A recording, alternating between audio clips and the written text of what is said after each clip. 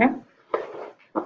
So, Mr. Andrews, uh, tell me a little bit about how it's been going this year. Um, had several new students coming in brand new from out of country that we've had to get them settled in and acclimated with the new culture and school system that they were in, while at the same time having 3 and 4 year students in the same class working together, trying to get them on the same level and work with different levels within their abilities as language learners. So, where are the majority of your students right now? Most of them are beginner and intermediate. They vary within the different domains, but overall categories are beginner and intermediate. Okay. They seemed really successful. I was in there. So that was really nice to see. They were completely engaged. What have you been focusing on the professional side of like preparing for your classes? Like, what have you been studying or attending professional development for? A lot of development we do through the school is from Sidelets. Use a lot of their materials. They do a lot that helps struggling readers and language learners. And so I've attended almost all of their trainings in the last couple of years, which has been helpful. Also, just I go to as many different English learner websites as I can, trying to look from other teachers in other states and other countries and just see what can information and strategies can I steal and make work for my students. And so, what were you really applying in the lesson? We were focusing on in this lesson reading for information, trying to take a topic that is relevant to current events right now and build build the background knowledge and schema that these kids are coming in from a completely different culture and not understanding and not knowing anything about our system, trying to help them have this knowledge built into them so that they can understand what's going on in the world around them while also being able to use it academically as a reading and responsive activity. I noticed there was a lot of other content areas like the political science, Mhm. and you also pulled in phonemic awareness and grapheme phoneme correspondence. Yes, we've played with phonics the last couple of weeks prior, and so we've been trying to get that really strong foundation of how do these crazy English words sound. And so we've been trying to rope that into our bigger reading portions, and so now that we're trying to get some real reading going on, and definitely think, I love history, and I think it is important for these kids to have a good knowledge of history to understand, not only what they're doing, but things that they're reading. That's awesome. So, how are your students benefiting from those lessons? Have you already seen an improvement using the stylets and using the language awareness? It has. It definitely helps me focus on making sure that I'm doing the things necessary to not only help build their vocabulary, but also to make whatever content we're studying comprehensible. And so it brings me into more specified or strategic focus on my lesson planning. Okay. All right. Is there anything you're hoping? I know that you plan for a whole cycle, like multiple weeks at a time, to take kids through everything. Where did you start with the lesson originally?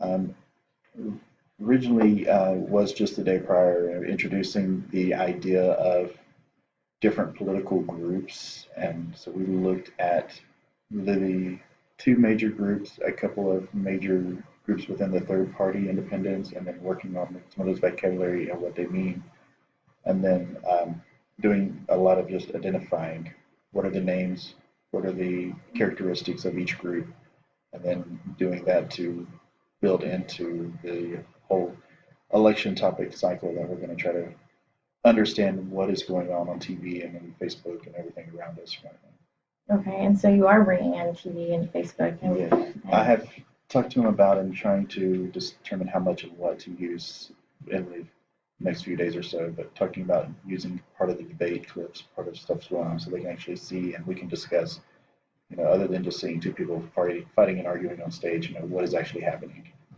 good.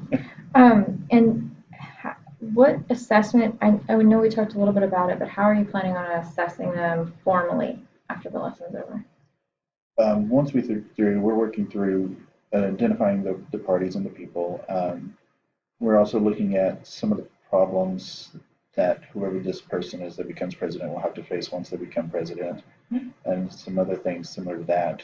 What we're going to do is, as our the final assessment of this section, there will be a test over identifying just some of the basic things using the chart and graphic organizers that we've developed, and then also just kind of writing a response on what we've learned and if our ideas have changed from what we had previously thought before. So the evolution of thought. Yes. Nice. So by the end of the lesson, what are you expecting from your kids? Hoping they are at least interested and slightly engaged in the topic, just knowing that there is something important going on that is a big historical event for them, and it's building a good foundation of history and American culture to kind of build into other subjects that they have in school, other things that they're reading, things going on outside of their classes, to kind of just build awareness and then, engaging them, and we're having this discussion. And so we're using simplified vocabulary, but also some of these big political words and trying to determine what they mean and how to use them properly and whether or not they actually fit in everyday conversation. Yeah. And the kids seem pretty engaged. And when you asked them about whether or not they could trust the candidates and how they felt about them as people, they immediately jumped from that idea of looking at the group to looking at the individual. I wasn't there for the post conversation, but do most of the kids like the parties, but they dislike the people, or are they? Yes, and prior to that, they were very quick to say which people they liked and didn't like, and so we got to return to that beginning conversation and say, there's differences between the people and the groups, and what does a person believe, what does a group believe, and how really will that affect the outcome of what happens. We finished off with that lesson with looking at some characteristics of what a president would be. What are the qualities such as honest, a good leader, a good commander in chief, healthy, a few other key qualities, and we kind of discussed what they were, and then they categorized themselves what they thought would be the most important quality from 1 through 7 out of those. Nice. Very nice. So it was interesting to see.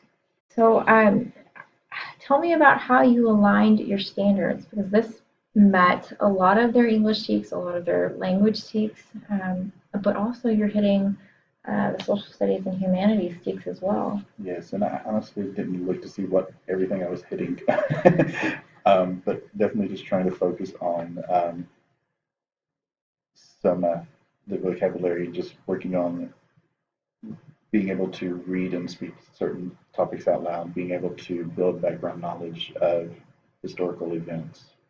Those were the two primary focuses I was looking at. Okay. I did notice when you were working through it for the first category that you were using talk, read, talk, write to get the kids to look at what they had read. You had them talking before, you read with them, had them using the phrases, they wrote them down, and then you had them turn and use those phrases back to someone else. Have you seen that as being successful? It does. It gives them a chance to, just to repeat what information we had. The repetition kind of solidifies and cements what we're working on. Okay. And then the graphic organizers, you're using them as an informal assessment, but then they get to use them on their formal. Absolutely, yeah. This is a tool just as writing down the information will help us to retain hopefully what we're reading through, and then as we keep up with these tools, we can have them to use again later. That's awesome. I noticed that you use the Easy English newspaper. So where did you find that resource? That was actually a gift from our librarian. Okay. She has got a subscription to that for me this year, and so every month I'll be getting one of those from her, and hopefully there'll be some more amazing things that I can use. So the kids, do they respond pretty well to the articles from it? They really did. They even today in our second lesson did a little bit different with reading in a whole group, and then I put them off in pairs and small groups to continue reading and answering through some questions, and seem to do really well. That's awesome. How did you, when you were working with your groups, how did you decide how to put the groups together? Um, Kind of just logistically, where I have them seated now, I just piece together either I give them the options of working in a small group or pairs and kind of let them decide right there where they are, where they could sit and live with, not moving across the room to go get buddies, but just in either in a pair or in a small group of 3 or 4. I let them just kind of sit Okay. in that general vicinity. Okay. And when I heard you talk about you were using the projector and you had your document, and as the kids were working, you had the document in front of you and in front of them, and you would pause and you would glance around the room to see how the kids were doing with the writing and the response. Um, does that give you a chance to really get information from the kids, that process you use? Doing so, yeah, I try to look up as much as I can, without losing focus on my own place. But it helps me to see if they actually are engaged, if they're looking at me, if they're looking forward. I know what's going on. I guess it depends maybe. But then if I see kind of some blank stares, like they're looking but nothing's writing, then I know maybe I need to go back up a little bit and reiterate and try to rephrase some things. And I saw you do that when you stopped and you pointed to the paper itself to like refocus them. You said, okay, what is this? And they said, I think they pronounced it Republican, and you were like, and you didn't even hear the phrase. You were just like, yeah, I heard Republican. That's right. Everybody say Republican, and you had them repeat it back in the correct way. And then you said, okay, which one is this one? And they said Democrat, like emphasizing the E, and you're like, that's correct, Democrat. Everybody say Democrat. And so instead of it, no, you don't have it right, you just had a yes, you're getting it, and let's make it even better. That was a very nice response to the students, and adjusting to meet their needs. I noticed that you used the strategies, the STEM strategy, and that is that from Talk Read Talk Write, or It's from various different PDs that I've done. Talk Read Talk Write does use it. I think everyone that I've been to has some form of sentence stems. and you seem to know your students pretty well, that you had already kind of planned out that you were going to have them do the hand motions and say the sounds of the letters, and none of them took it amiss. They were all doing it with you. So you've done that quite a bit with them? Yes, and I guess with the phonetic words pronunciations we were working on previous week or two, we have practiced that and sounding out syllables and our fingers. It's kind of fun and making funny faces with sounds like that. Which you get to miss out on. Yeah. You said that we'll do like we did yesterday. I'll read the article and we'll stop strategically to look at information. And then you made the comment that, remember, even though these are the two main running parties, we will look at others in a moment. You do not need to like persons or parties we are reading about. Had that been an issue? Because you were really playing. It was almost like daring them. Like, do you hate them? Why do you hate them? Let's get on it. Because introducing the lesson immediately, there were the name calling of the candidates they didn't like, and it went from both sides. But I don't like this person because, and there were immediately things that just they have seen on TV or video clips. After. And so we needed to take time to it's okay to not like them. Now let's read and see what's going on. Okay. I thought that was really good for them for life experience. Yeah. Like, just because you don't like them, you still need to know to figure it out. Yeah. And I saw you kind of walked around to see how the kids were doing, and you provided quite a bit of feedback. How do the students respond to you working with them briefly one-on-one? They jumped on it. I try not to stay at that kind of event. I don't like it, but there are times I have to be where we're reading, and I have to point to follow along while we're reading. But then if there's a moment as soon as I can break away, go again. The interactions work really well. They get a chance to clarify or ask a question that they're afraid to ask out loud, or just knowing that I'm coming there to check on them helps them to know that they're being taken care of. Do you have any signals for them? When they need help, it's just hand up. Raise your hand if you need help, and then I will come as soon as I can. And I noticed you were, it wasn't just looking at the questions, that you actually looked at their papers and you were monitoring, like, yes, that looks good, but I think you misspelled this. Like you were helping one of the students in the front. So those are good times to just kind of pick up on some of those little grammar and spelling details that are taught sporadically. It kind of just helps them. You got the information. Let's make it a little cleaner.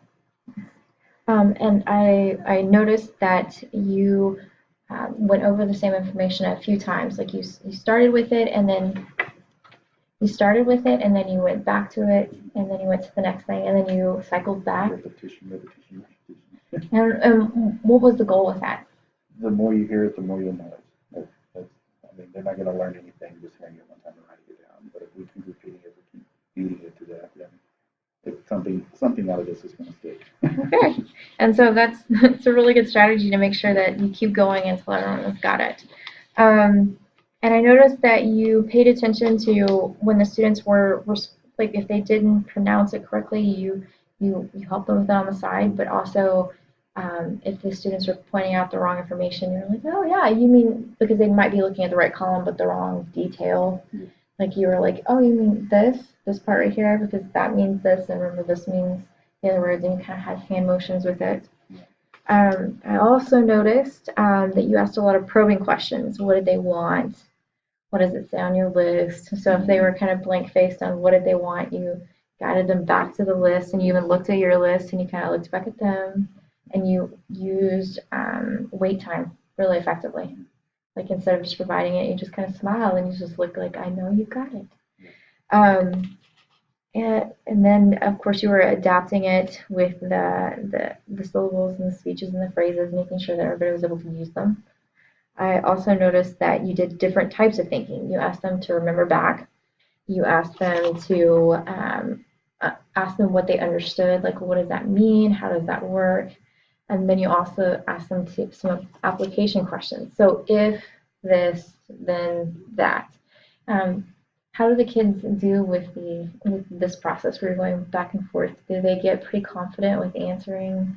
They do, and it seems that as we do it more, they become more confident because they're catching a rhythm with okay, maybe I missed that the first time, but then when we come back again and we re-question, they're like, wait, I think I remember that, and it builds that confidence that I think I'm learning something. Okay. Um,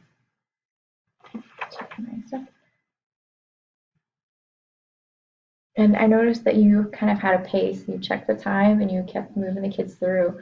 And even when you cycled back, you still presented it in a new way. Was that part of your planning?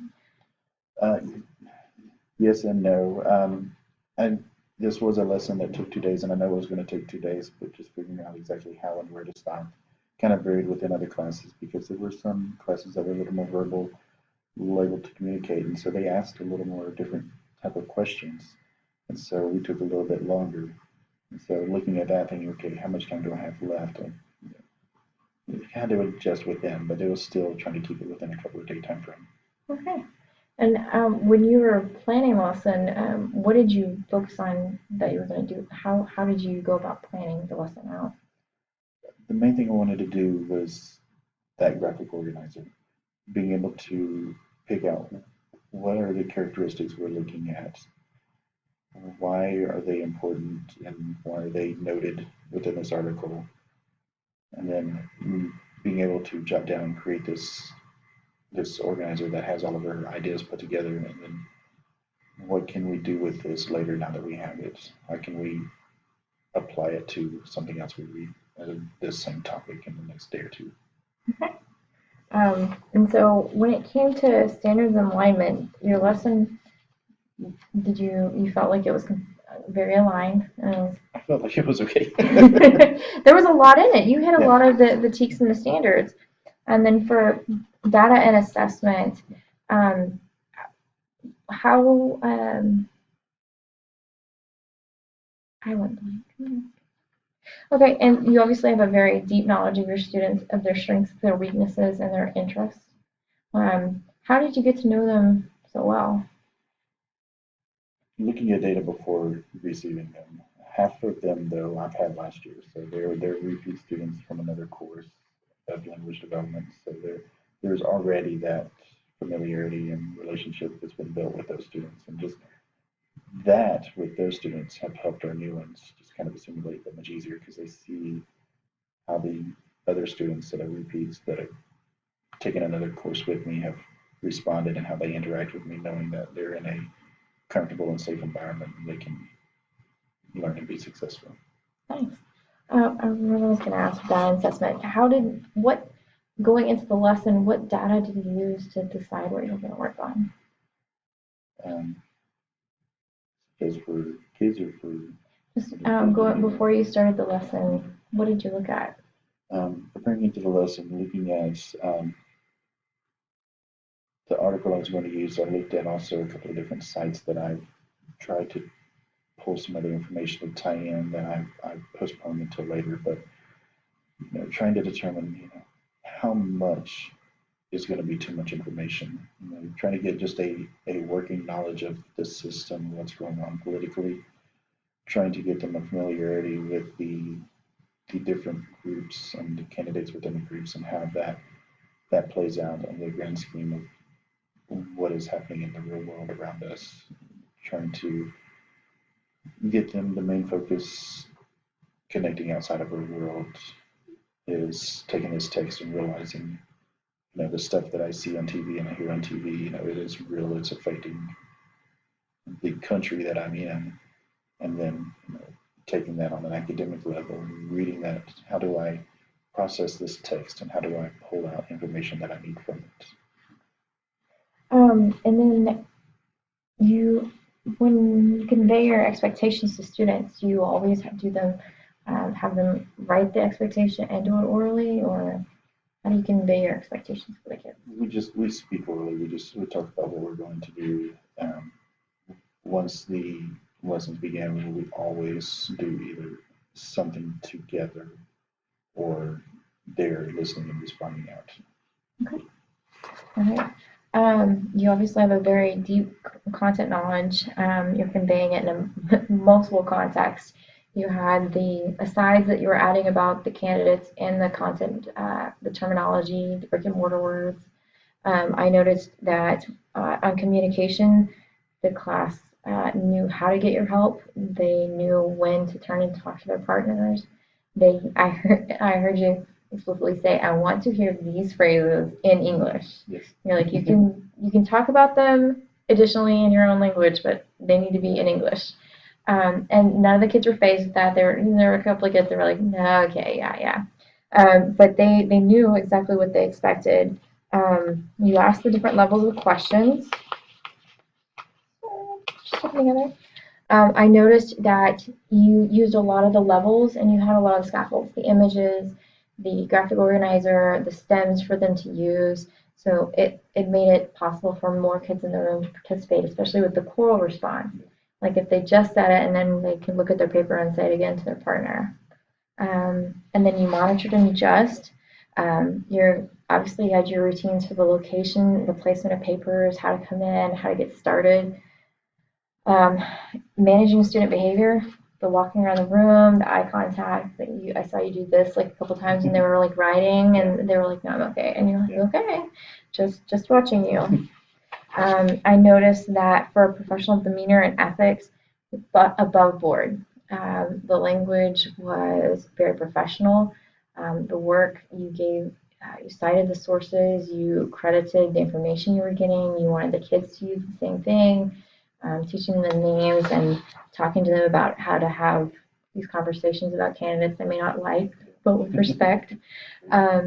The goal setting, that the goal you wanted to hear these phrases, so the kids knew I need to say these phrases, that you're giving them how to say them, that you wanted it in writing and you were checking to see that it was in writing.